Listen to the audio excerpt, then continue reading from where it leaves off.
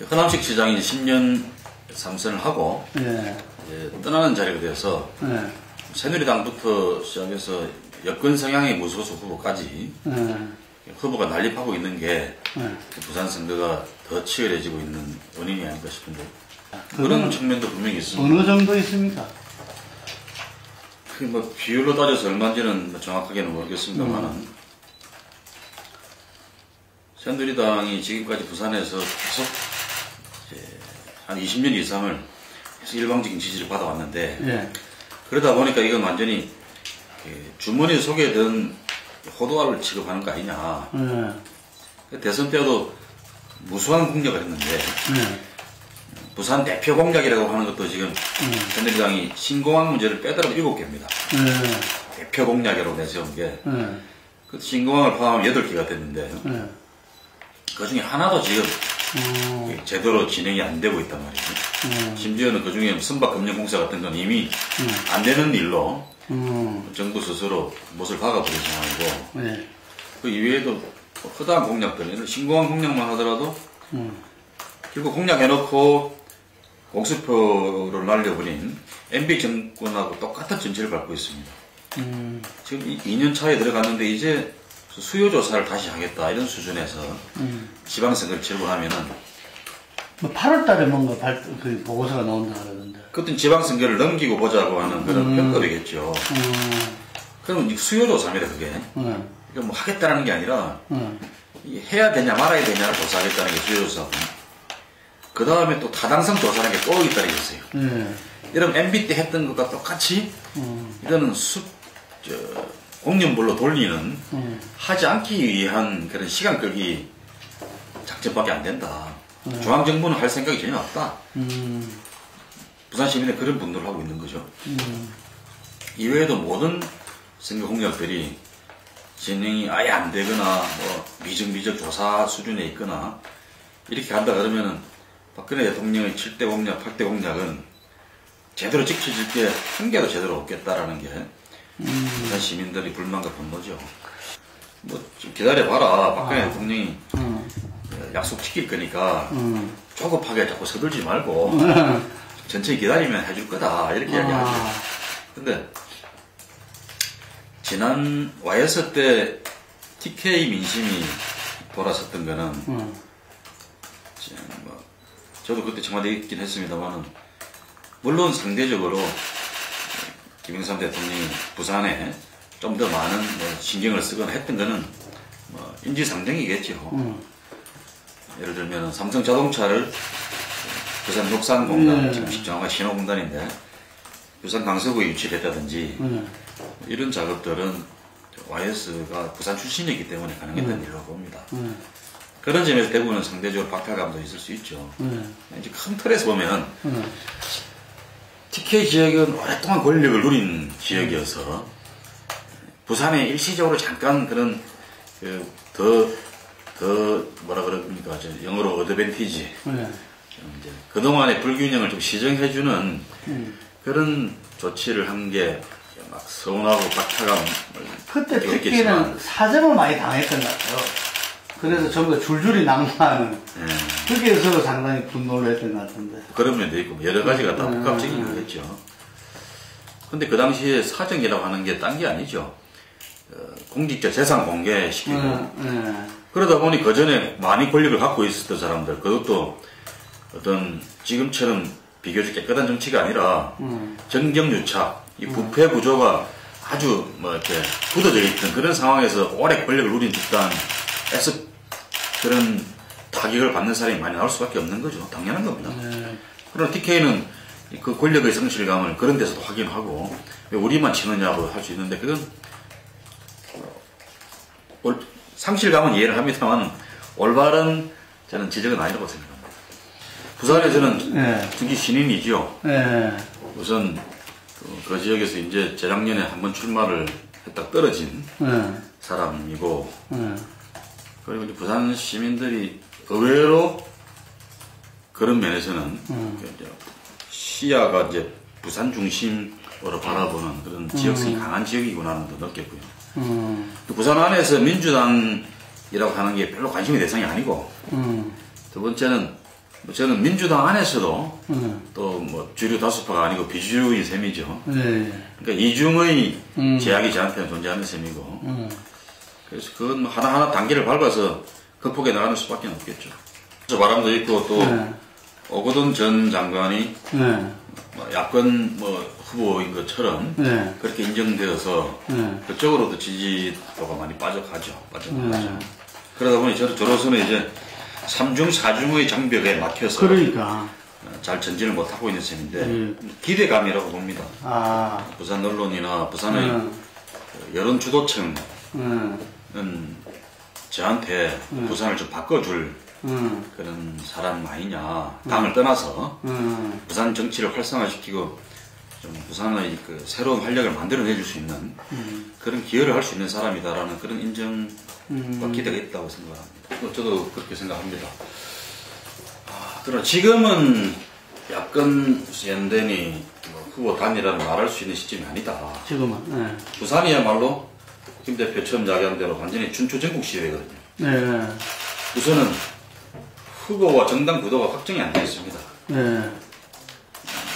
새누리당이야 지금 그렇다고 치더라도 당장 누가 야권 후보인가 이걸 놓고서도 오거돈 전 장관이 진짜 야권 후보인가 그분은 지금 무소속을 표방하고 있습니다만 새누리당에서도 영입설이 나오고 또 안철수 신당에서도 영입설이 나오고 또 여전히 당신이 말하는 것처럼 무소속을 고수할 것인지 이거조차도 지금 정리가 안 돼 있는 상황이고요.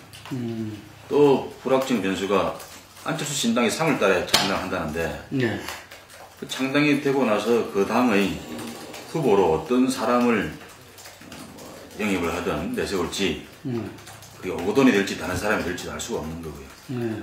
이런 상황에서는 후보 단일화를 야권 입장에서는 특히 새누리당이 센 부산에서는 야권 후보 단일화의 필요성이 있긴 합니다만은 그러나 그게 어떤 일정한 원칙이 있어야 되지 않겠습니까? 단일화를 하는데 어떤 정당하고 하는지 누구하고 하는지가 정해지지 않는데 지금 시점에서 미리 야권 연대를 말하는 것은 좀 섣부르고 불성설이다. 역시 지명도가 높은 거죠. 지명도가. 지금 부산시장 후보군으로 나온 사람들 중에 가장 부산에서 유명한 인물이다. 부산에서 행정 공무원으로서 평생을 장기가 굵은 분이고 시장 권한 대행까지 했단 말이죠. 그러다가 시장 후보로 2번을 출마했고 또 장관도 하고 부산이 가장 관심 있는 부처가 해양수산부인데 부산은 해양도시니까 그 해양수산부 장관을 지내고 또 그 이력으로 국립해양대학교 총장도 4년을 지내고 그래서 부산과는 뗄 수 없는 그런 관계 속에서 일을 해왔고 따라서 당연히 가장 유명한 인물이죠. 그래서 저는 현재의 지지도는 인지도하고 비례해서 나온다고 봅니다. 당연하다. 윤철현 전 의원이 높은 지지도 나오는 것과 비슷한 이유겠죠. 저는 40대 10년 동안 지금 안철수 신당이 하듯이 새로운 정치를 만들어야 된다. 기성정치의 낡은 유산을 좀 버리고 새로운 정당, 새로운 정치 문화를 만들어야 된다고 생각하고 그걸 이루기 위해서 저 나름대로는 도전도 해보고 깨져보기도 하고 실험도 많이 해봤죠. 그러고 나서 제가 내린 결론은 정치를 바꾸는 힘이라고 하는 게 자꾸 새 정당을 만들고 하는 데서 마무리될 수 있는 건 아니겠구나. 오히려 기존 정당들의 문제가 있고 한계가 있다고 하더라도 그 문제를 쇄신하는 끊임없는 혁신의 노력을 통해서 국민들과 가까워지게 만드는 것이 어떤 정치 발전의 올바른 조치가 아닌가 그런 생각을 하게 되었습니다. 그래서 민주당을 한번 떠났던 민주당을 이제 돌아오게 되어서 그것도 민주당으로서는 사지나 마찬가지인 부산의 정치를 하겠다고 결심하고 정치 복귀를 했는데 그런 결심 연장선상에서 보면은 좀 선거에 유리하다고 무슨 또 당을 탈당한다든지 혹은 지금 민주당의 한계가 너무 많이 보인다고 그 당을 버리고 또 다른 신당을 차리고 나간다든지 하는 거는 다른 사람은 몰라도 적어도 저의 입장에서는 할 수 없는 선택이다. 그런 면에서 논리 이전의 정치적 도의의 문제, 특히 또 민주당이 지금 어려운 상황이니까 총선 대선을 연거푸 지고 나서 좀 어려움에 처해 있는 이 민주당은 함께 좀 이렇게 세우고 쇄신하는 노력을 같이 기울여야지 마땅한 도리가 아닌가. 그런 의리 때문에 나도 저는 민주당을 지키기로 결심을 했습니다. 그 뒤에도 그러니까 저희들이 독수리 오영제에서 새누리당을 탈당하고 열린우리당을 만드는데 방아쇠 역할을 했는데 그 뒤에도 MB 정권 시절에는 그래도 민보도 21일 그런 이제 있었죠. 젊은 의원 그룹들이 꽤 노력을 했죠. 그래서 그런 젊은 소장 개혁파들의 노력이 어떤 면에서는 박근혜 정부 탄생에도 일조했다고 봅니다. 그렇죠. 근데 참 역설적이게도 그렇게 탄생한 박근혜 정부 하에서는 또 그 새누리당 안에서는 아예 개혁파 또 소장파들의 목소리 자체가 실종되어 버린 감이 있어서 참 역설적이구나 그런 생각이 듭니다. 박근혜 대통령도 결국은 그 사람들과 함께 새누리당의 혁신을 말했던 사람들이고 그렇죠.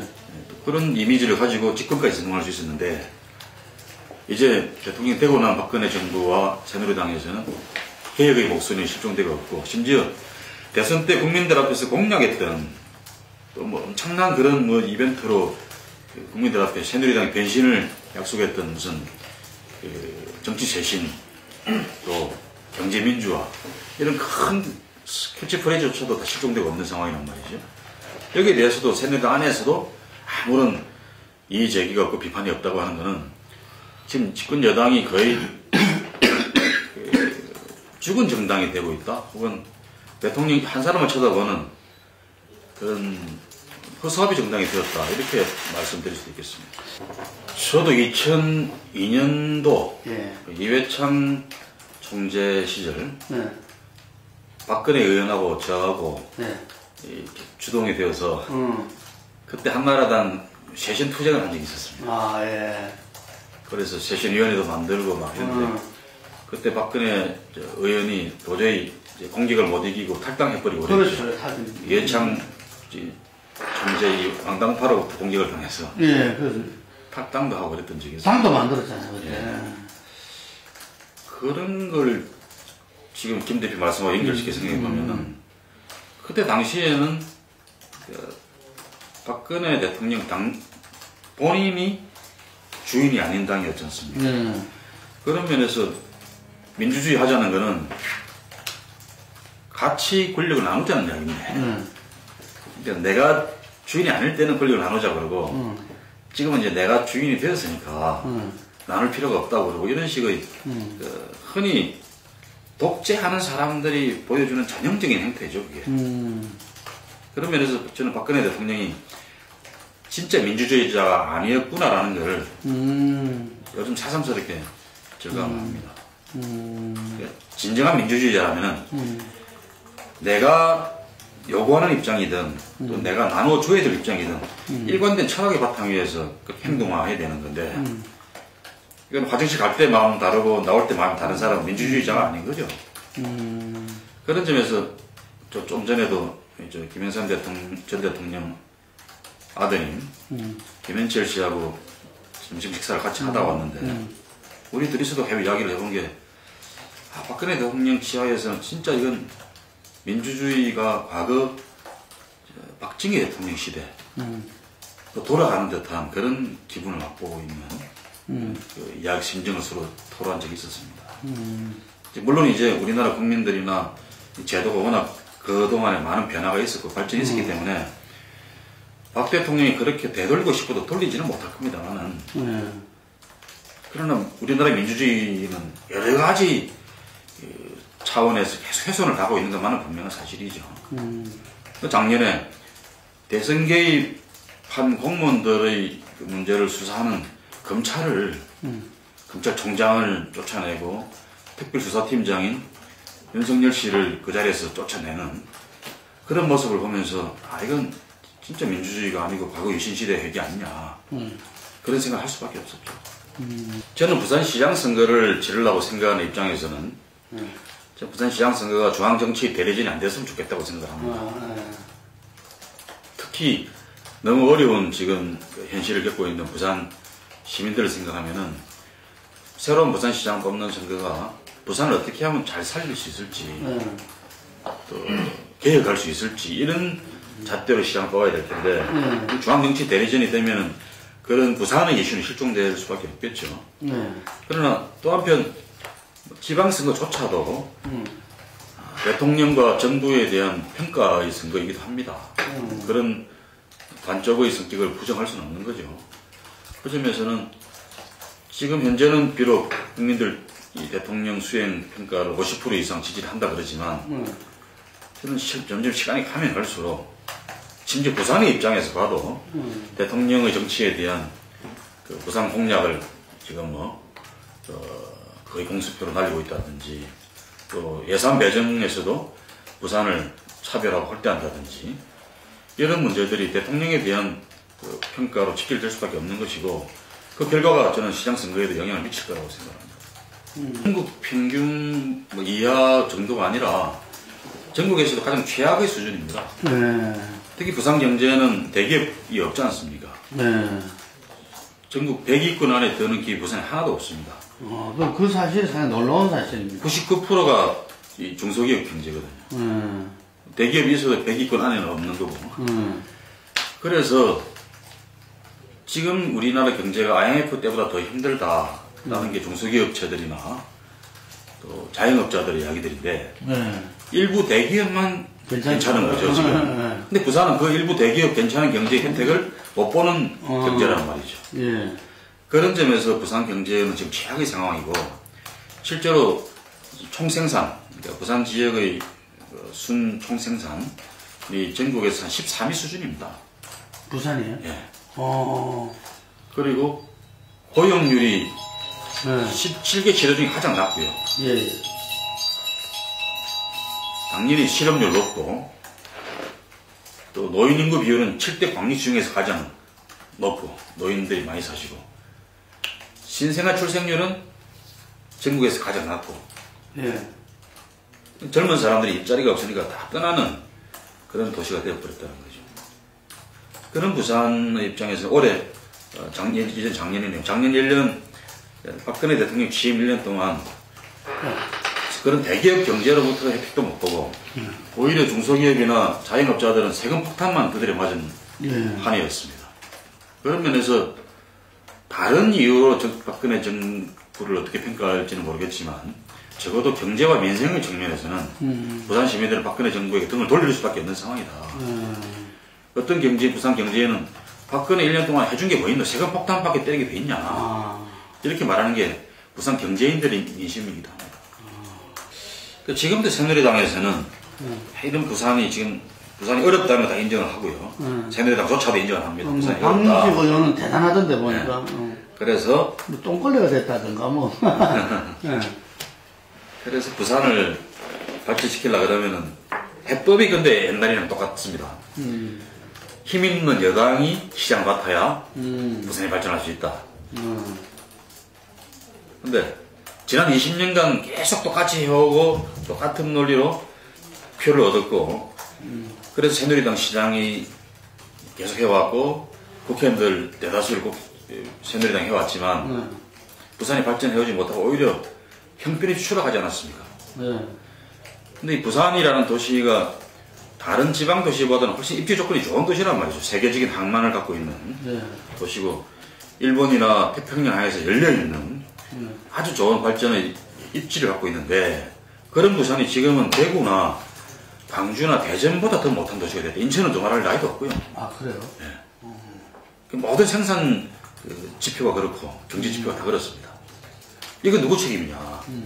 이 책임은 새누리당한테 물려야 되는 건데 예전에 지금 새누리당 사람들은 우리가 힘이 있기 때문에 부산 발전시킬 수 있다고 말합니다. 과연 여당이기 때문에 여당의 힘으로 부산을 바꿀 수 있을까요? 설령 좀 예산을 몇 푼 더 얻어온다고 해서 그게 부산 경제의 환골탈태를 만들어내는 그런 비방이 될 수 있을까요? 그러지 못하다는 것을 20년 동안 생생하게 봤지 않습니까?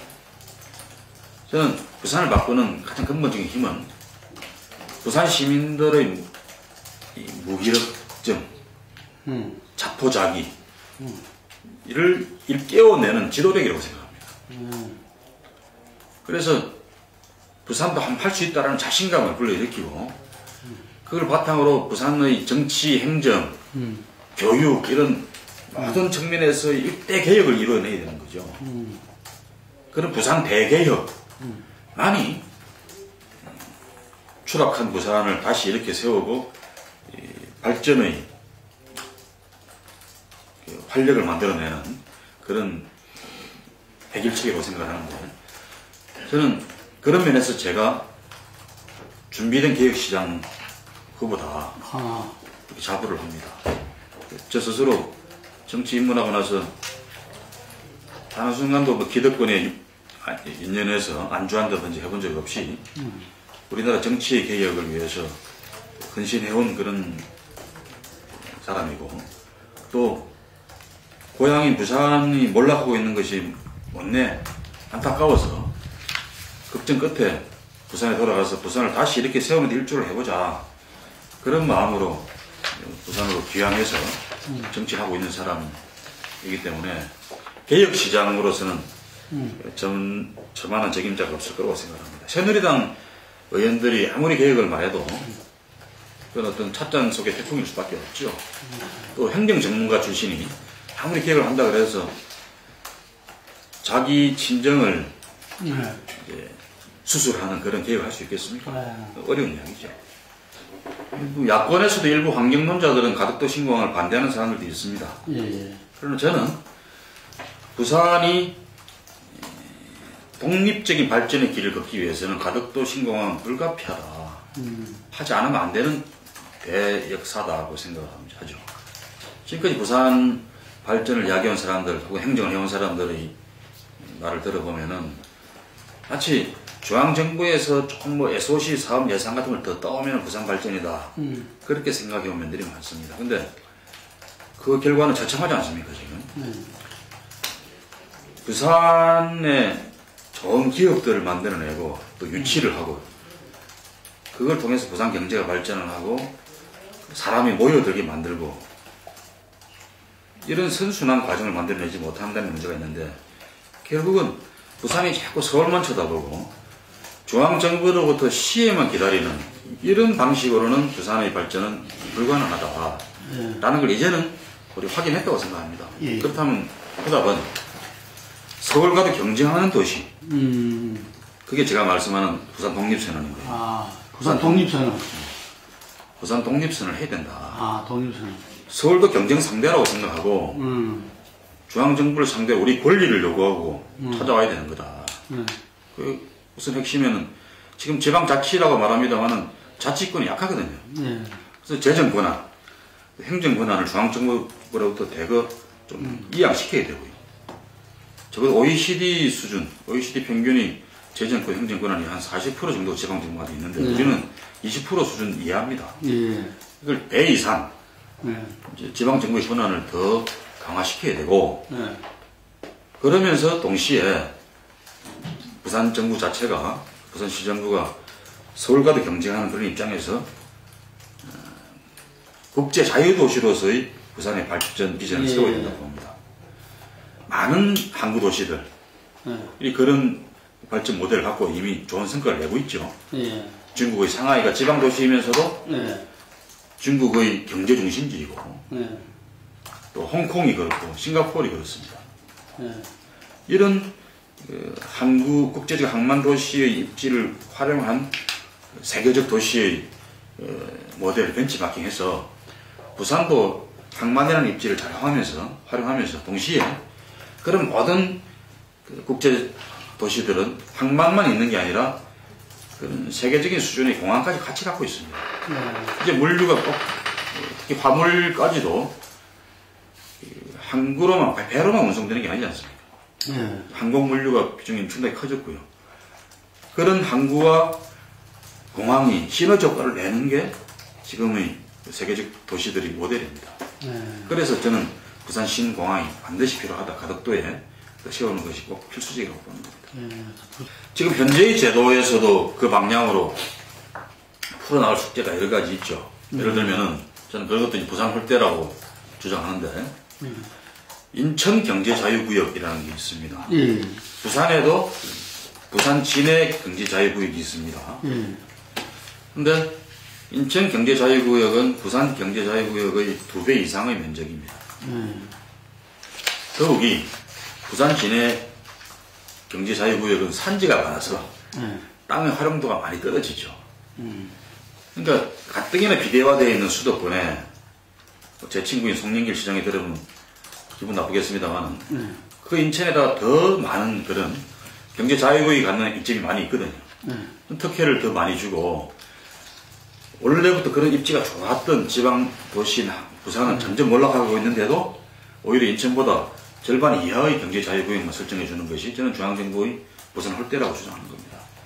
이런 걸 적어도 인천 수준으로라도 좀 넓혀주고 그런 경제자유구역 안에서의 행정적인 권한을 강화시켜주고 이렇다면 부산 발전에는 중요한 시금석이 만들어지는 겁니다.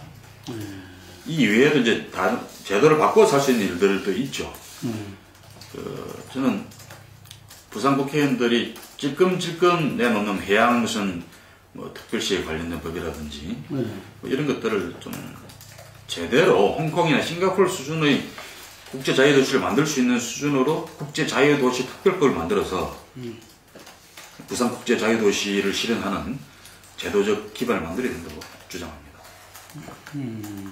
이건 국회의원들이 해야 될 일인데 저는 시장이 되면은 당을 떠나서 부산을 위한 일이니까 부산 국회의원들 여야를 다 망라해서 그런 부산 국제자유도시 특별법을 제정하는 것을 부산 시민의 이름을 요구를 하고 또 시민의 단결된 힘으로 그걸 관철시켜내는 앞장에 설 작정입니다.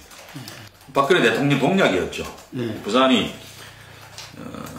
그냥 단지 항만 물류로만 먹고 살 수는 없으니까 이제 부산과 부산 경남 일원에 울산까지 포함해서 선박 건조도 많이 하고 있고 해양 플랜트도 많이 만들고 있습니다. 그래서 부산에 그런 선박 금융이 우리나라만 하더라도 지금 1년에 한 40조 원 이상 규모가 발생하고 있거든요. 그 선박이나 해양 플랜트와 관련된 금융, 특수금융을 지급하는 주무기관으로 선박금융공사를 부산에 설치하겠다는 거였는데 대통령이 공약할 때는 그때도 여당이었는데 그런 소리 전혀 안 하다가 당선되고 나서는 무슨 WTO 뭐 협정 위반이다 이런 이야기를 못 하겠다는 것인데 부산 국회의원들이 새누리당 국회의원들이 그게 이런 방법도 제대로 싸워보지도 못하고 그게 안 된다면 그러면 정책금융공사라도 이전해달라. 예전에 그 정책금융공사도 이제 못한다는 거 아닙니까? 이런 게 지금 현재 부산 새누리당 국회의원들의 현 주소입니다. 그래서 저는 적어도 부산 국회의원들이 꽤 소리라도 한번 질러봐라.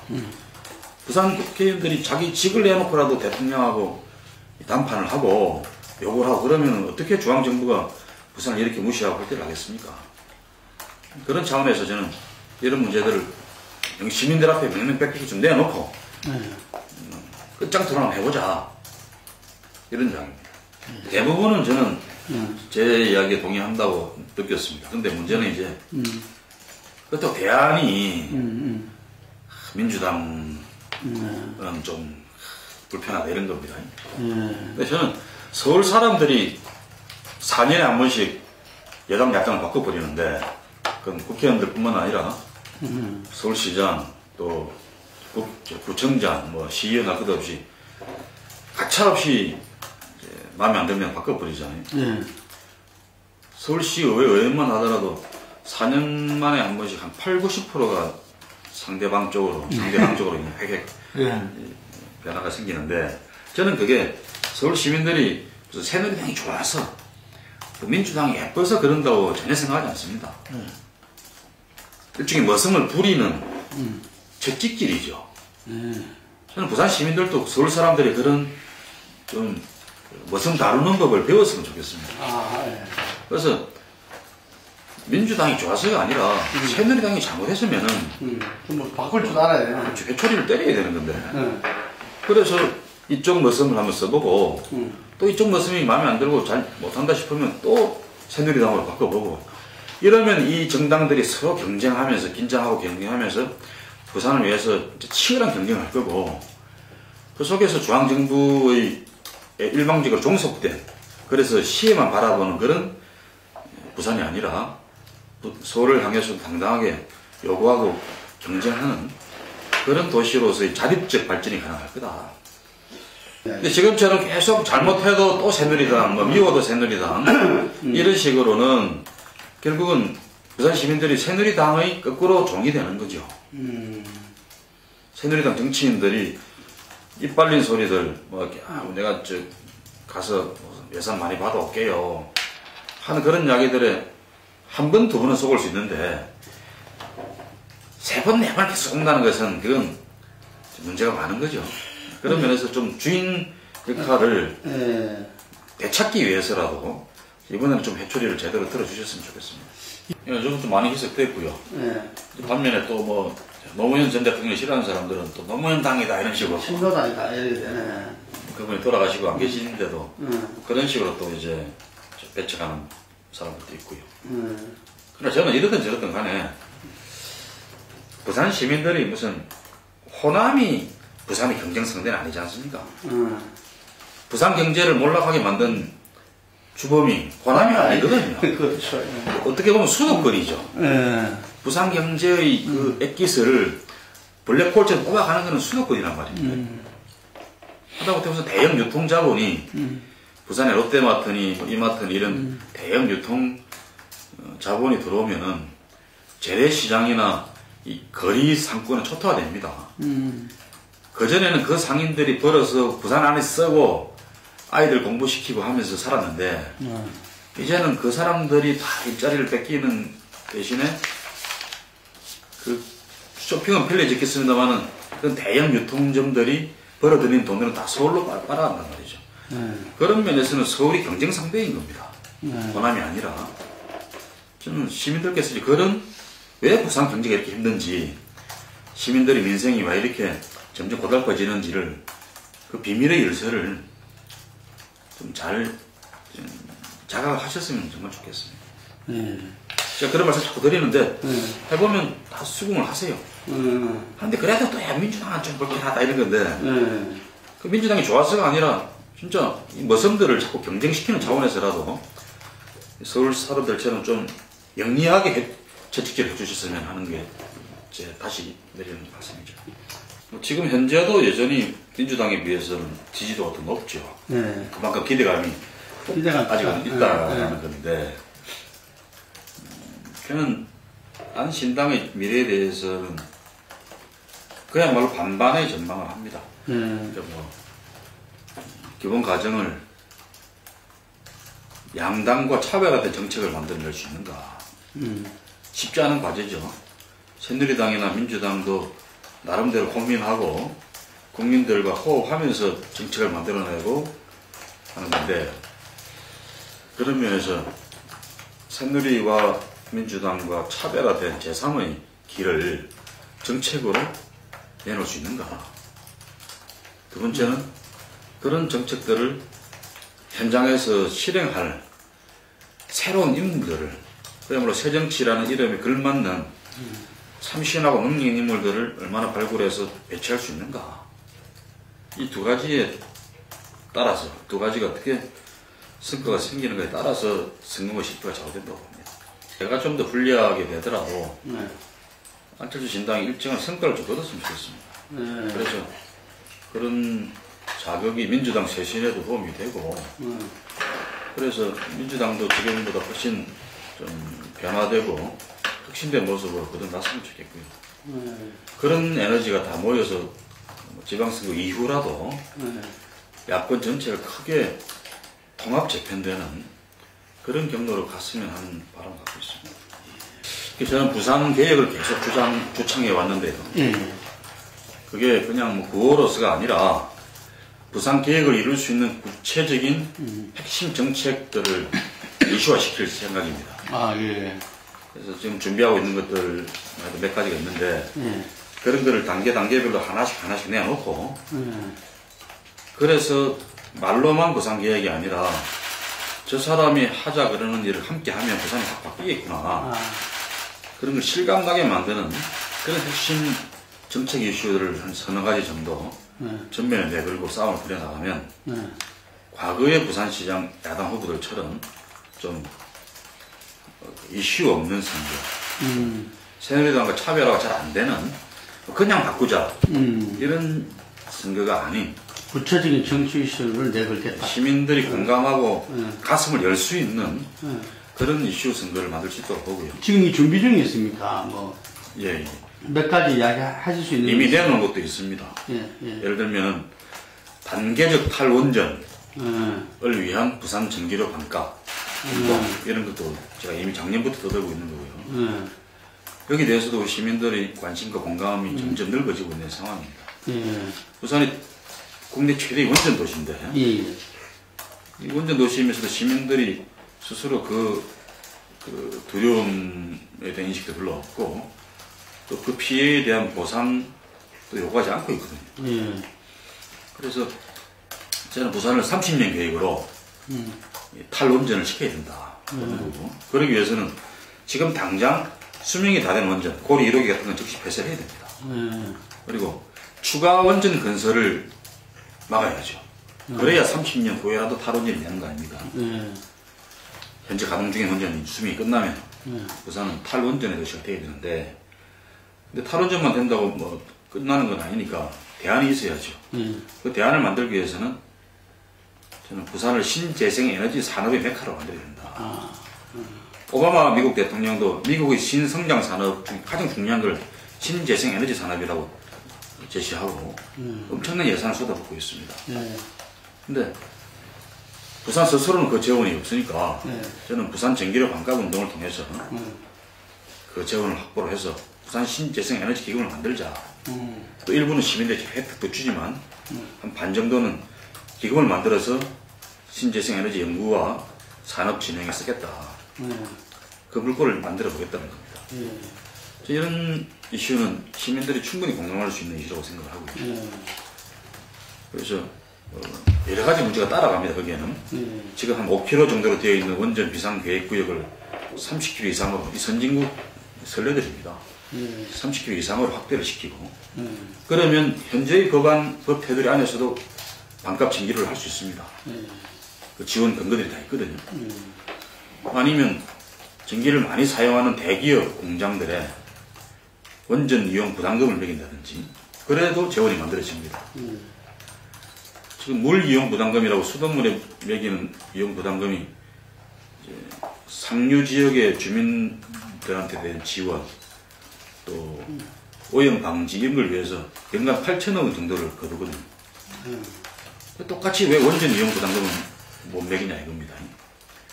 그런 것을 부산이나 울산 또 월성이나 울진 원전 주변, 영광 원전 주변 지역 주민들에게 혜택을 주고 그 지역 발전, 특히 신재생 에너지 산업 쪽으로 물꼬를 터주는 전환을 하자. 라는 제안을 이미 하고 있고 이번 선거에서도 저는 아주 중요한 이슈로 만들 생각입니다. 그 말고도 행정개혁 이슈도 지금 생각하고 있는데요. 예를 들면 서울의 가장 작은 구가 금천구입니다. 국회의원도 한 명만 뽑는 예외적인 선거구죠. 그런데 부산의 가장 작은 구가 인구가 얼마인 줄 아십니까? 김 대표님도 부산 출신이니까. 48,000입니다. 너무 작네요. 중구죠, 중구. 이게 큰 동규모입니다. 대도시에. 큰 동규모의 중구를 유지하기 위해서 수백 명의 공무원이 배치가 되어 있고 작년만 하더라도 예산이 1,300억 원이 사용이 되었습니다. 이런 건 통폐합해야 된다는 거죠? 인접구에다가 통합시키면 적어도 저는 1년간 몇백억 원은 절감할 수 있다고 봅니다. 그럼 그런 돈을 중구는 부산의 구운도심이니까 거기 국제시장, 자갈치시장, 용도산공원 이런 오래된 부산의 명소들을 다시 좀 되살리게 하기 위한 투자를 해주고 그 절감된 예산을 그래서 중구 지역 발전 5개년 계획 같은 걸 세워서 차라리 그 돈을 그렇게 투입하면은 중구도 더 발전하고 중구 구민들도 수입이 많이 늘어날 거고 부산 전체에도 그게 발전의 중요한 초석이 되지 않을까 하는 생각을 하는 거죠. 그래서 저는 이런 식으로 공무원 조직을 위한 행정에서 예전은 시민을 위한 서비스 행정으로 대전을 해야 된다. 이게 제가 생각하는 행정개혁의 큰 줄거리인데요. 저는 서울에서 국회의원을 2번 지내고 다시 정치를 시작하면서 제 고향 부산에서 어려운 민주당 간판으로 정치를 시작했습니다. 그 이유는 제가 태어나고 고등학교까지 자라고 저를 키워준 도시가 부산인데, 그 부산이 지금 끝없이 추락하고 있는 전국 지방도시 중에서도, 광역시 중에서도 가장 나쁜 경제 성적표를 보이는 곳이기 때문에 지금 부산을 이렇게 세우지 않으면 영원히 기회가 없는 것 아닌가, 그런 생각으로 부산에 돌아왔습니다. 지금 부산은 일대 개혁이 필요합니다. 부산의 정치와 행정, 교육, 경제 모든 영역을 다 쇄신하고 바꾸어내야 부산의 미래가 열립니다. 그런 점에서 저는 일자리를 만들어내고 또 부산을 국제 자유도시로 우뚝 세우는 그런 일에 이바지하고 싶습니다. 이번 시장선거 또 지방선거만큼은 지난 20년간 부산을 이렇게 몰락시킨 새누리당의 성적표를 잘 매겨주시고 심판해 주시는 선거로 세워주셨으면 정말 좋겠습니다. 그래서 부산 시민들이 주인이 되는 도시가 바로 부산이 되고, 부산이 대한민국에서 뿐만 아니라 아시아에서도 가장 발전하는 그런 도시로 우뚝 설 수 있게끔 하는 그 힘은 시민 여러분의 손에서 나올 겁니다. 여러분들의 현명한 판단과 선택을 부탁을 드립니다. 감사합니다.